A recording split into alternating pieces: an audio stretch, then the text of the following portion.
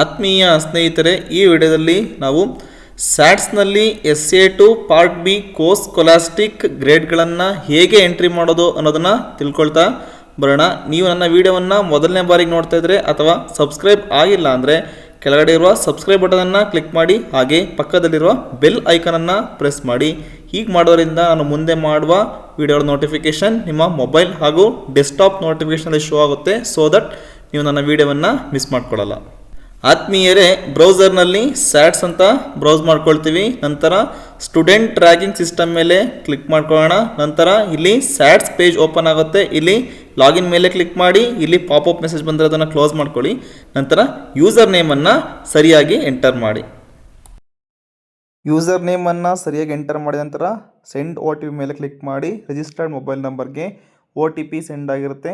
OTPಯನ್ನು ಇಲ್ಲಿ ನೀವು ಸರಿಯಾಗಿ ಎಂಟರ್ ಮಾಡ್ಕೋಬೇಕಾಗುತ್ತೆ. OTPನ ಎಂಟರ್ ಮಾಡಿ. ನಂತರ ವೆರಿಫೈ OTP ಮೇಲೆ ಕ್ಲಿಕ್ ಮಾಡಿ. ನಂತರ ನಮ್ಮ ಶಾಲೆಯ ಸ್ಯಾಟ್ಸ್ ಹೋಮ್ ಪೇಜ್ ಇಲ್ಲಿ ಓಪನ್ ಆಗುತ್ತೆ. ನಂತರ ಈಗ ನೀವು ಇಲ್ಲಿ ಸ್ಕ್ರಾಲ್ ಮಾಡ್ತಾ ಹೋದರೆ ಇಲ್ಲಿ SA2 ರಿಸಲ್ಟ್ ಅಂತ ಶೋ ಆಗ್ತಿದೆ. ಹಾಗೆ ಕರ್ಸರ್ನ ಮೂವ್ ಮಾಡ್ತಾ ಬಂದರೆ enter or update part B course scholastic result ಅಂತ ಇದ್ರ ಮೇಲೆ ಕ್ಲಿಕ್ ಮಾಡಿ. ನಂತರ part B course scholastic result entry form open ಆಗುತ್ತೆ.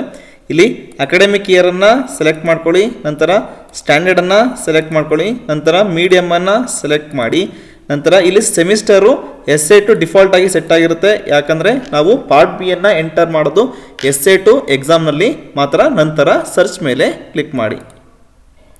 ಸರ್ಚ್ ಮೇಲೆ ಕ್ಲಿಕ್ ಮಾಡಿದ ನಂತರ ಇಲ್ಲಿ ನಾವು ಯಾವ ತರಗತಿಯ ಮಕ್ಕಳನ್ನು ಇಲ್ಲಿ ಸೆಲೆಕ್ಟ್ ಮಾಡ್ಕೊಂಡಿದ್ದೀವೋ ಆ ತರಗತಿಯ ಮಕ್ಕಳ ಲಿಸ್ಟು ಇಲ್ಲಿ ಸ್ಕ್ರಾಲ್ ಮಾಡ್ತಾ ಹೋದರೆ ಶೋ ಆಗ್ತಾ ಬರುತ್ತೆ.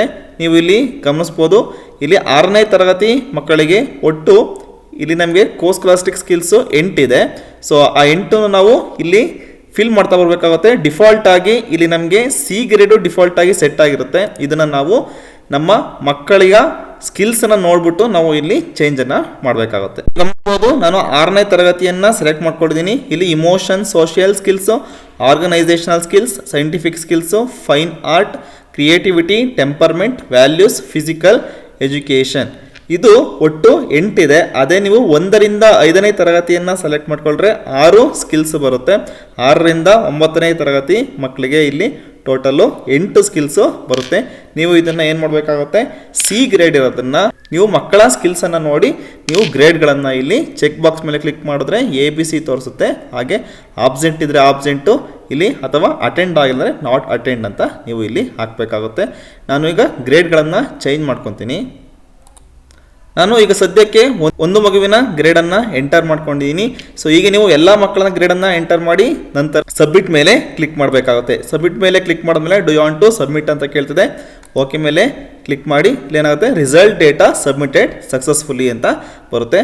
ಅದೇ ಥರ ಈಗ ನೋಡಿ, ನಾನು 1ರಿಂದ 5ನೇ ತರಗತಿ ಯಾವ್ದಾದ್ರು ಮಕ್ಕಳನ್ನು ಸೆಲೆಕ್ಟ್ ಮಾಡಿದ್ರೆ, ಕ್ಲಾಸನ್ನು ಸೆಲೆಕ್ಟ್ ಮಾಡಿದ್ರೆ ಇಲ್ಲಿ ನಿಮಗೆ ಒಟ್ಟು 6 ಸ್ಕಿಲ್ಸು ಇಲ್ಲಿ ತೋರಿಸ್ತಾ ಹೋಗುತ್ತೆ. ನೀವು ಗಮನಿಸ್ತಾ ಹೋಗ್ಬೋದು.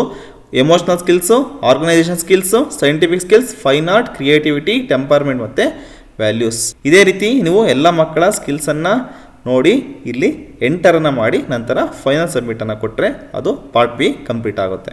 ಈ ವಿಡಿಯೋದಲ್ಲಿ ನಾವು SATS SA2 part B course scholastic result ಅನ್ನು ಹೇಗೆ ಎಂಟ್ರಿ ಮಾಡೋದು ಅನ್ನೋದನ್ನು ನಾವು ತಿಳ್ಕೊಂಡಿದ್ದೀವಿ. ಈ ವಿಡಿಯೋ ಇಷ್ಟ ಆಗಿದರೆ ಲೈಕ್ ಮಾಡಿ, ಶೇರ್ ಮಾಡಿ ಮತ್ತು ಸಬ್ಸ್ಕ್ರೈಬ್ ಮಾಡೋದನ್ನು ಮರಿಬೇಡಿ. ಈ ವಿಡಿಯೋದ ಬಗ್ಗೆ ಏನೇ ಡೌಟ್ಸ್ ಇದ್ದರೂ ಕಮೆಂಟ್ ಬಾಕ್ಸಲ್ಲಿ ಕಮೆಂಟ್ ಹಾಕಿ. Thank you.